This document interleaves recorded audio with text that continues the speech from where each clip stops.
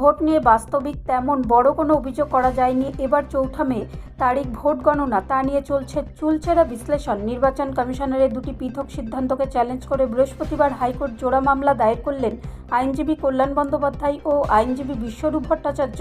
আইনজীবী কল্যাণ বন্দ্যোপাধ্যায়ের অভিযোগ, নির্বাচন কমিশন গণনা কেন্দ্রের সুপারভাইজার হিসাবে শুধু কেন্দ্রীয় সরকারি কর্মীদের নিয়োগের সিদ্ধান্ত নিয়েছে।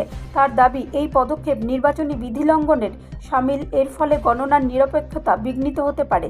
কমিশনারের এই একপাক্ষিক সিদ্ধান্তকে চ্যালেঞ্জ জানিয়ে তিনি আদালতের দৃষ্টি আকর্ষণ করেছেন। দ্বিতীয় মামলাটি দায়ের করেছেন আইনজীবী বিশ্বরূপ ভট্টাচার্য। তার আপত্তির জায়গা হলো গণনা কেন্দ্রের স্থান পরিবর্তন। কমিশনারের পক্ষ থেকে জানানো হয়েছে, এবার ভোটের সংখ্যা তুলনামূলক কম হওয়ায় এবং অপ্রীতিকর ঘটনা এড়াতে গণনা কেন্দ্রের সংখ্যা কমিয়ে সেন্ট্রালাইজেশন বা কেন্দ্রীয়করণের পথে হাঁটা হয়েছে। কিন্তু বিশ্বরূপ ভট্টাচার্যের দাবি, হঠাৎ করে এইভাবে গণনা কেন্দ্রের স্থান বদল করা আইনত সঠিক নয়। আজই এই মামলার শুনানি হওয়ার কথা। ব্যুরো রিপোর্ট, রাষ্ট্রীয় প্রসার বাংলা।